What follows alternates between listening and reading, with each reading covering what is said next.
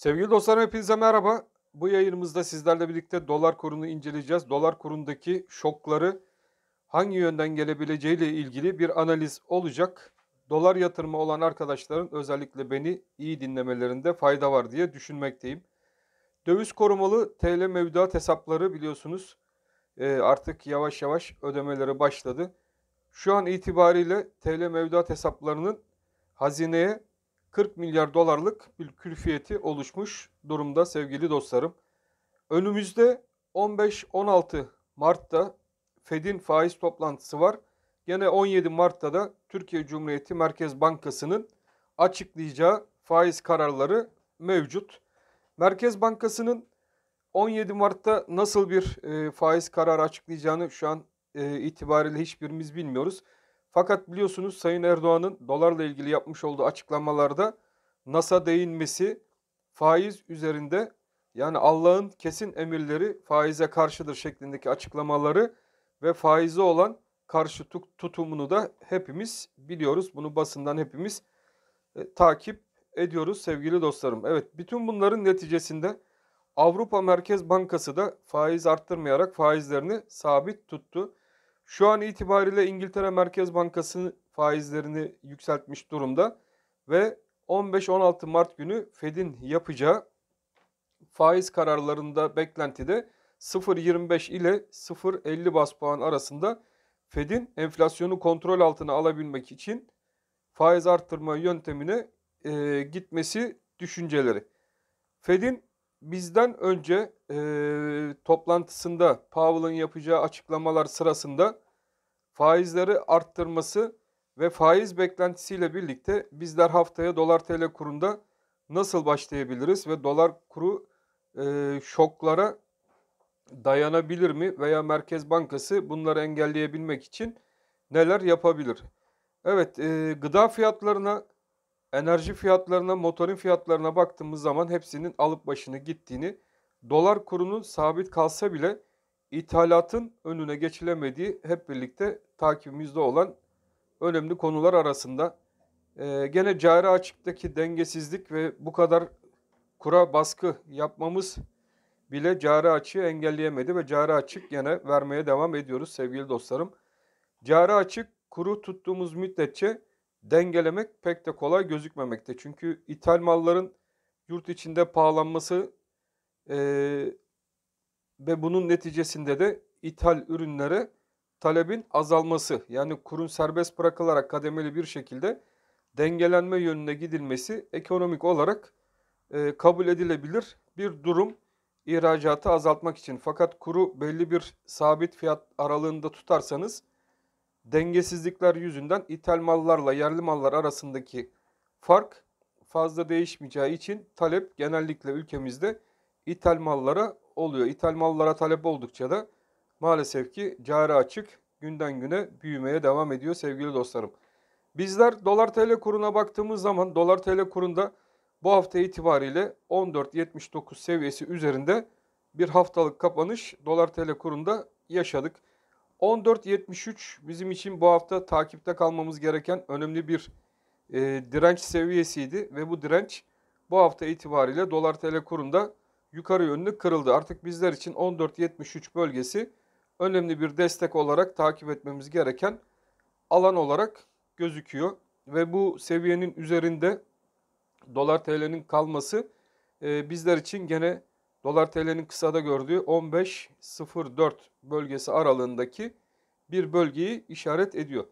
Fed'in faiz arttırımları, yani Fed'in artık ülkesine, ana vatanına dolarları çekmek istemesinden kaynaklı olarak da gelişmekte olan ülkeler gruplarında maalesef ki değer kayıpları gün geçtikçe artmaya devam ediyor. Bu mazot ve enerji girdilerindeki yükselişler, Rusya-Ukrayna arasındaki gerilimde bunun tuzu biberi maalesef ki oluyor. Kısada bizlerin dolar TL kurunda takip etmesi gereken aralık şimdilik 14.73-15.04 aralığı olarak dikkat çekiyor. Ana hedef bölgemiz ise sevgili dostlarım dolar TL kurunda 1.16.20 seviyesine doğru dolar TL kurunda yukarı yönlü hareketlerin devam edebileceği doğrultusunda. Merkez Bankası Fed'in faiz kararından sonra faiz kararını açıklayacak.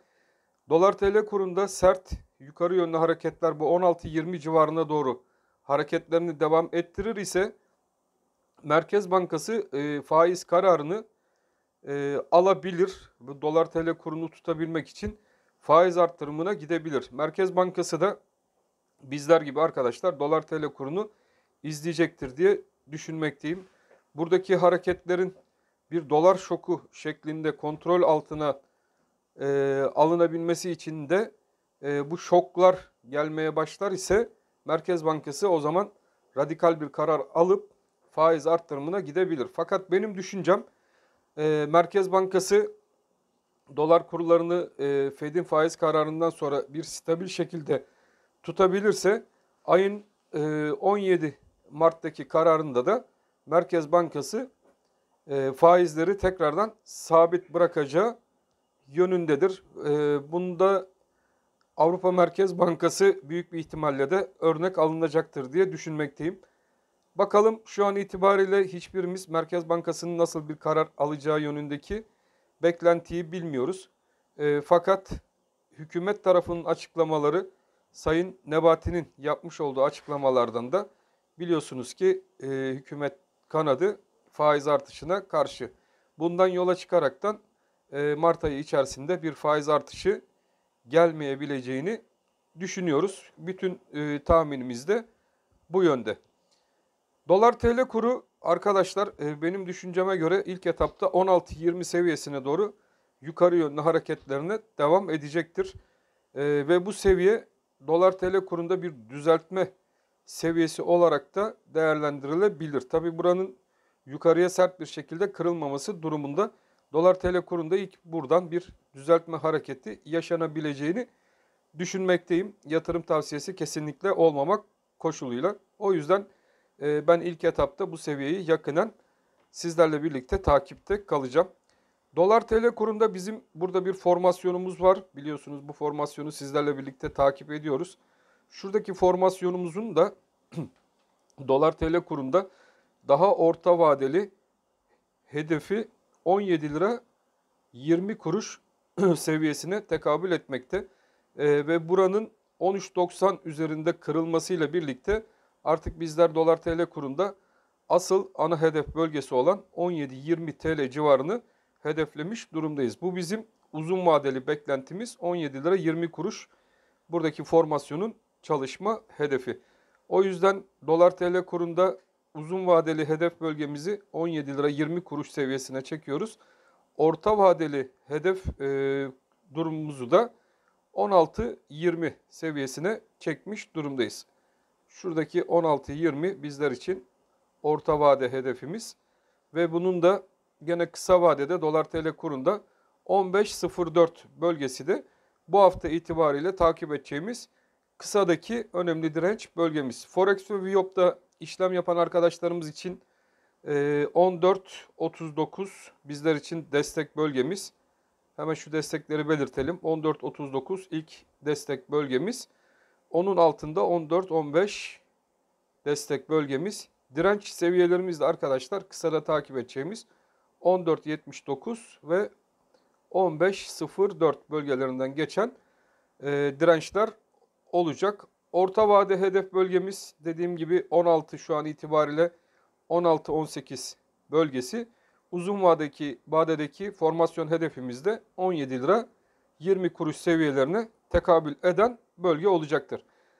Evet, kısaca doları anlattık. Dolarda yaşanabilecek şokları anlattık. Merkez Bankası'nın alabileceği atraksiyonlar sonucunda neler olabilir onu anlattık. Fed'in neler yapabileceğiyle ilgili konulara değindik. Ben hepinizi çok seviyorum. Kanalımıza bir beğeni atmayı ve kanalımızı dışarıdan takip eden arkadaşları da mutlaka kanalımıza abone olmaya davet ediyoruz. Hepiniz Allah'a emanet olun. Hoşça kalın sevgili dostlarım.